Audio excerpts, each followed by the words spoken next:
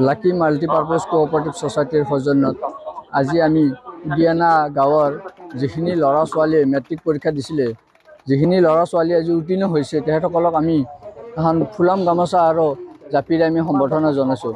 আৰু লগতে মানপত্ৰ এখনেৰে আমি তেখেতসকলক শুভেচ্ছা জনাইছোঁ, আৰু যাতে ভৱিষ্যতে তেখেতসকলে ইয়াতকৈ আৰু ভাল ৰিজাল্ট কৰিব পাৰে বা আমাৰ উদিয়ানাৰ সুনাম কঢ়িয়াই আনিব পাৰে। ৰাইজৰ যথেষ্ট সহায় পাইছোঁ। ৰাইজে মানে আমি যিটো ধৰণে ভাবিছিলোঁ, মানে কি যিখিনি আমাক সহায় সহযোগিতা কৰিব বুলি ভাবিছিলোঁ, তাতকৈ বহুত ভাল সহায় সহযোগিতা কৰিছে।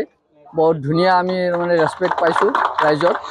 লাকি মাল্টিপাৰ্পাছ কোঅপাৰেটিভ ছ'চাইটিৰ সৌজন্যত এটা অনুষ্ঠান আৰম্ভ কৰিছিলোঁ যে এই বৰ্ষৰ যিখিনি মেট্ৰিকুলেট ষ্টুডেণ্ট আছে, ছাত্ৰ ছাত্ৰী আছে, তেখেতসকলক আমি উৎসাহ উদ্দীপনা দিয়াৰ কাৰণে এটা পদক্ষেপ গ্ৰহণ কৰিছিলোঁ। উৎসাহ প্ৰেৰণা